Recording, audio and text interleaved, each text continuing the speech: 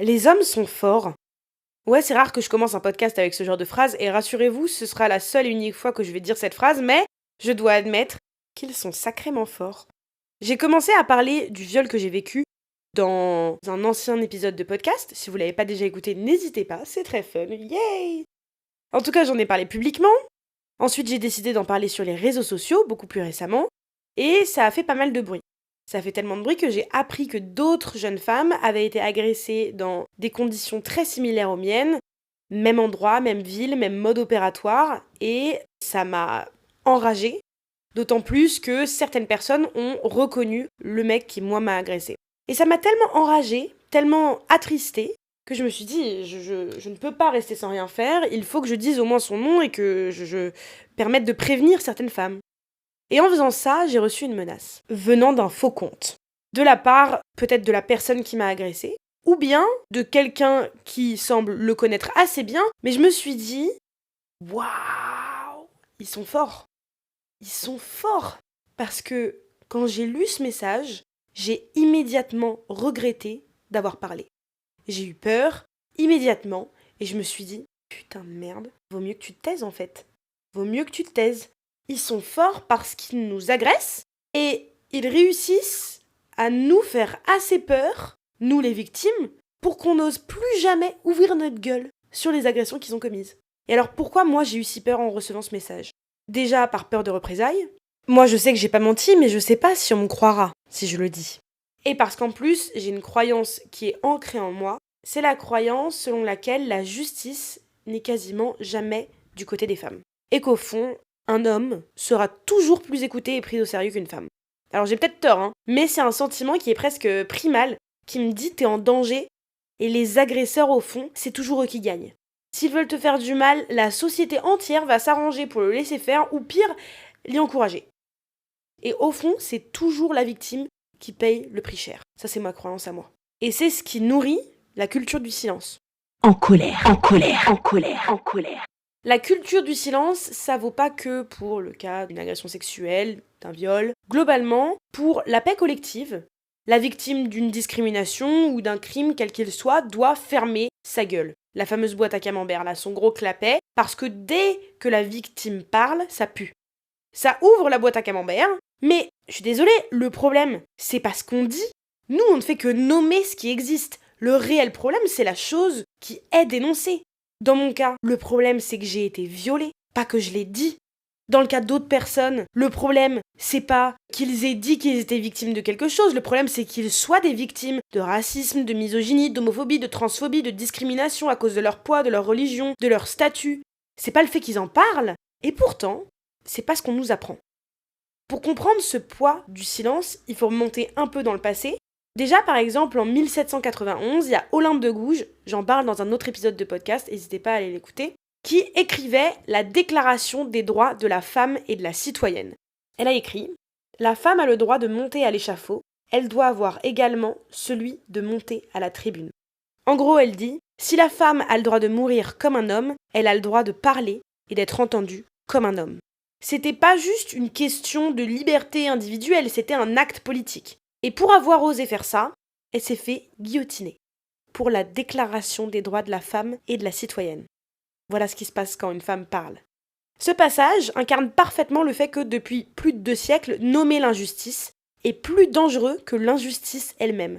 Ce qui dérange, c'est pas seulement le crime ou l'injustice en tant que telle, mais la parole qui vient les révéler. Et ce phénomène, il n'est pas isolé au seul domaine des violences sexuelles. Dans l'histoire, d'autres luttes ont rencontré la même loi du silence. La dénonciation des violences domestiques, longtemps perçue comme une affaire privée, c'est une affaire de couple, entre un homme et une femme, c'est le devoir marital. Et parler signifiait déshonorer le couple, déshonorer la famille, briser une façade sociale. Tout ce poids repose sur la victime, qui est censée s'assurer de ne pas déshonorer la famille. Mais le déshonneur, pardonnez-moi, vient de la personne qui commet des violences. On est où ?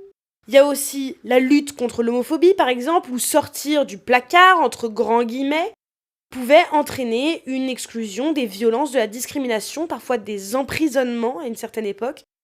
Ensuite, il y a aussi les mouvements anticolonialistes, où les voix des colonisés étaient étouffées pour maintenir l'ordre impérial.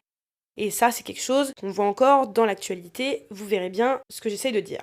Dans tous les cas, la parole des victimes ou des opprimés représentait une menace pour l'ordre social établi, celui qui repose sur des normes tacites de silence pour préserver la paix apparente.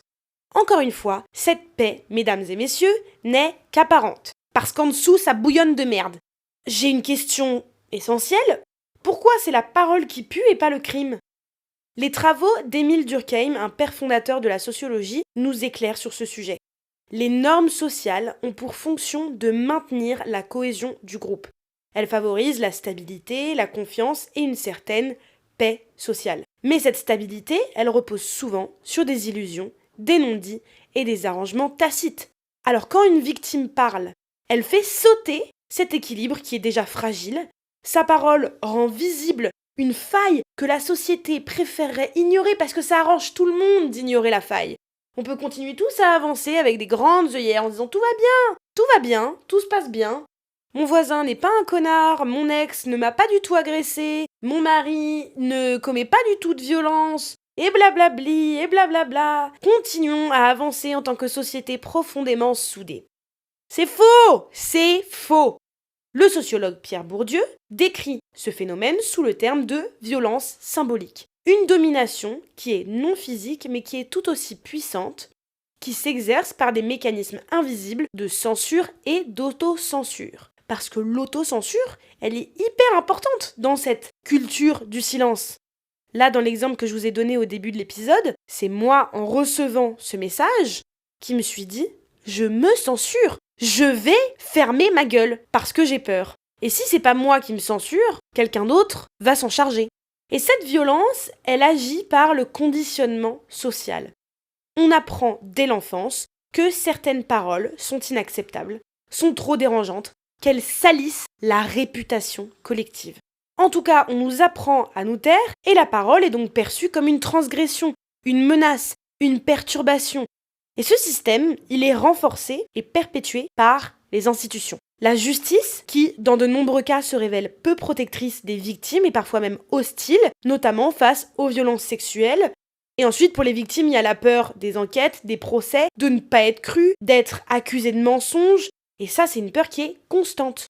Ensuite, il y a les familles qui sont souvent soumises à la pression sociale et qui préfèrent le silence pour éviter le scandale. Encore une fois, on n'a pas envie que nos voisins soient au courant que dans notre maison, derrière nos grands rideaux et nos belles portes, ça pue la merde. On n'a pas envie.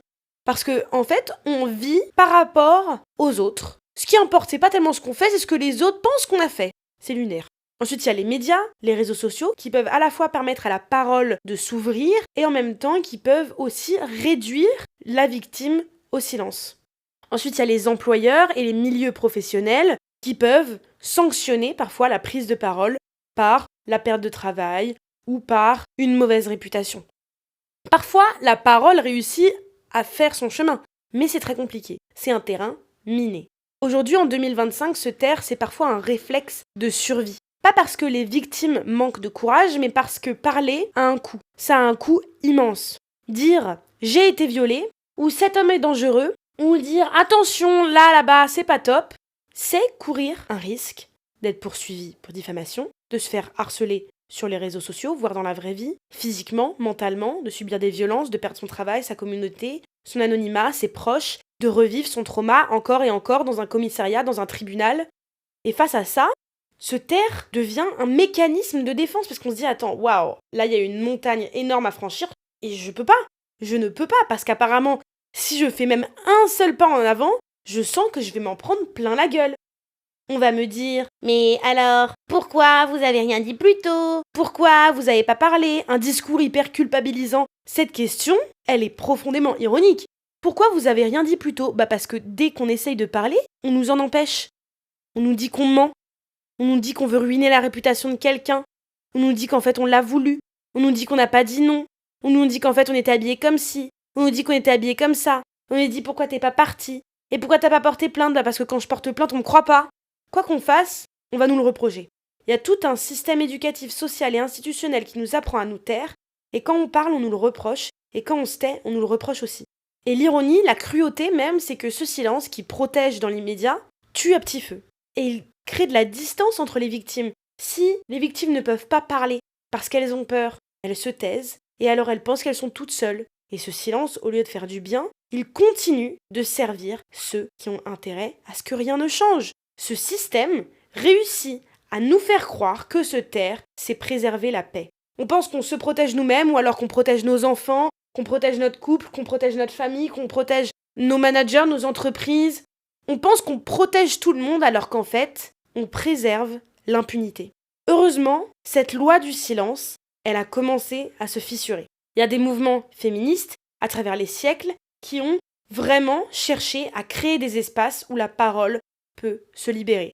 Il y a le mouvement MeToo en particulier qui a été un moment historique qui a permis de briser le tabou, de créer des réseaux de soutien et surtout de montrer que la parole collective avait du pouvoir. Et ensuite, il y a les associations, collectifs, Nous Toutes, France Victime, le collectif féministe contre le viol. Là, je parle surtout de tout ce qui tourne autour du viol et des agressions sexuelles parce que c'est quelque chose qui me parle. Mais ensuite, il y a des associations contre l'homophobie, SOS Racisme aussi.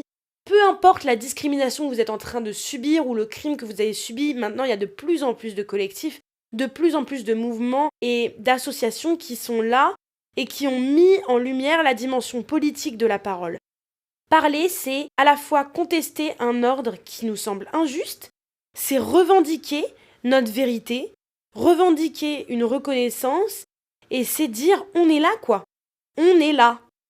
Et moi, comme je vous ai dit, j'ai reçu ce message de menace. J'ai passé 2 jours là à me dire, je vais fermer ma gueule.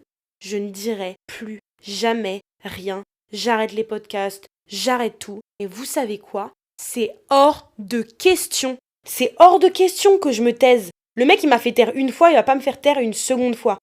Et là, je viens même pas faire ce podcast par rapport à lui. Mon podcast, il est par rapport à ce que je ressens et par rapport à ce que je vois autour de moi, ce que tellement d'autres femmes ressentent et parfois certains hommes aussi. La parole des victimes, c'est pas un déshonneur. La parole des victimes, c'est pas quelque chose de révoltant, quelque chose de sale, quelque chose d'immonde. Ce qui est révoltant, c'est le crime qui est commis. Ce qui est révoltant, c'est ce qu'on vit. Ce qui est révoltant, c'est le nombre de femmes qui se font assassiner chaque jour par leur conjoint ou leur ex-conjoint. C'est le nombre de femmes qui se font violer toutes les 2 minutes 30 en France. C'est le nombre d'enfants qui se font agresser. C'est le nombre de personnes qui subissent du racisme tous les jours. Ce qui est révoltant, c'est le nombre de femmes qui se font insulter dans la rue. Ce qui est révoltant, c'est la peur qu'on a tous les jours parce qu'on sort le soir et qu'on a peur qu'on nous suive. Ce qui est révoltant, c'est dès qu'on parle, on se prend des menaces. Ce qui est révoltant, c'est que quand on a envie de parler d'une agression qu'on a subie, on nous demande comment on était habillés, on nous demande pourquoi on était dehors à cette heure-là, on nous demande pourquoi on n'est pas chez nous en train de faire la cuisine. On m'a littéralement demandé pourquoi j'étais pas chez moi en train de faire la cuisine. Ce qui est révoltant, c'est ça. Alors on continuera de parler, moi je continuerai de faire mes podcasts, je continuerai de raconter mes histoires et je le ferai heureuse ou en colère. Vous venez d'écouter un épisode du podcast En colère. Si vous êtes toujours zen, c'est que vous n'avez pas écouté assez fort. Vous trichez. Bon alors maintenant, soit vous allez crier dans votre oreiller, soit vous écoutez l'épisode d'après. Allez, oust!